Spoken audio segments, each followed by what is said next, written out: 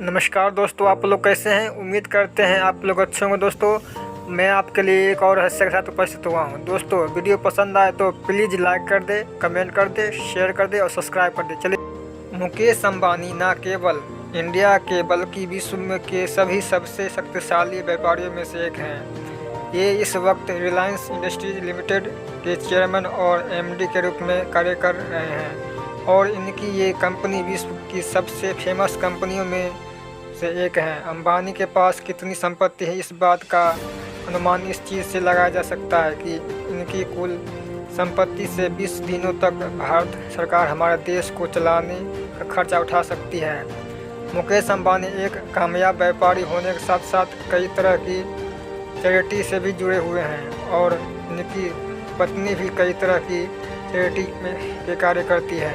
मुकेश अंबानी के अलावा इनकी बेटी और बेटे द्वारा भी अब इनका व्यापार संभाला जा रहा है। मुकेश अंबानी का जन्म 1957 में यमन कंट्री के ईडन सिटी में हुआ था। दरअसल जिस वक्त इनका जन्म हुआ था उस वक्त इनके पिता इसी शहर में अपनी पत्नी के साथ रहा करते थे और यहाँ पर ही कार्य किया करते थे। मुकेश अंबानी के अलावा इनके माता पिता की 3 और संतानें हैं, जिनमें से ये सबसे बड़े हैं। इनके छोटे भाई अनिल भी जाने माने बिजनेसमैन हैं। इनके अलावा इनकी 2 बहनें भी हैं जिसका विवाह हो चुका है। इन्होंने अपनी स्कूली शिक्षा मुंबई शहर के हिल ग्रेज हाई स्कूल से हासिल की हुई है, जबकि इन्होंने अपनी ग्रेजुएशन की पढ़ाई केमिकल इंजीनियरिंग विषय में मुंबई के रसायन प्रौद्योगिकी संस्थान से की हुई है।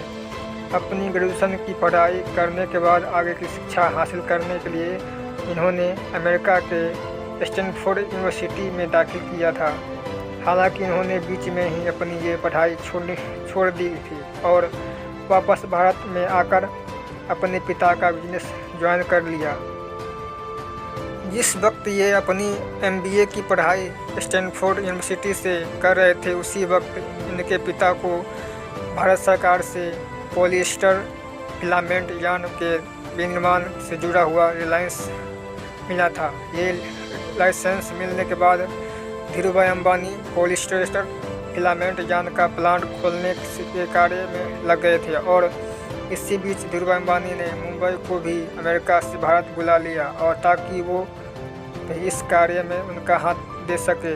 अपने पिता के साथ मिल मुकेश ने सफलतापूर्वक से ये प्लांट खोला था और इस प्लांट के शुरू होने के बाद उन्होंने वापस जाकर अपनी पढ़ाई पूरी करने की जगह अपने पिता के व्यापार को बढ़ाने का निर्णय लिया था और भारत में ही रुक गए थे। भारत में रुकने के बाद मुकेश अपने पिता के साथ मिलकर रिलायंस कंपनी का कार्य संभालने में लग गए और धीरे धीरे इनकी company energy, petrochemical, textile, natural resources, textile और टेलीकम्युनिकेशन क्षेत्र में भी कार्य करने लगी थी। वर्ष 2002 में धीरूभाई अंबानी का निधन होने के बाद इनकी कंपनी रिलायंस को 2 ग्रुप में बांट लिया गया था, जिसमें से एक ग्रुप मुकेश अंबानी को दिया गया था और उस ग्रुप का नाम मुकेश अंबानी ने रिलायंस इंडस्ट्रीज लिमिटेड रखा था। वहीं अनिल अंबानी को मिले दूसरे ग्रुप का नाम अनिल ने रिलायंस अनिल धीरूभाई अंबानी रखा था। इनमें इतने अमीर इंसान होने के बाद भी ये साधारण जीवन जीना पसंद करते थे और आम तौर पर साधारण सफ़ेद शर्ट और काली पैंट पहनना पसंद करते हैं। स्कूली दिनों में हॉकी गेम इनका मनपसंद गेम हुआ करता था और ये इस खेल को खेलना काफ़ी पसंद किया करते थे, लेकिन अपनी पढ़ाई पर ध्यान देने के कारण इन्होंने इस खेल से दूसरी बनानी पड़ी थी। हमारे देश में कई फेमस बिजनेसमैन जैसे आदि गोदरेज, आनंद महिंद्रा और आनंद जैन इनके स्कूल मेट हुआ करते थे और आज भी इनकी दोस्ती कायम है।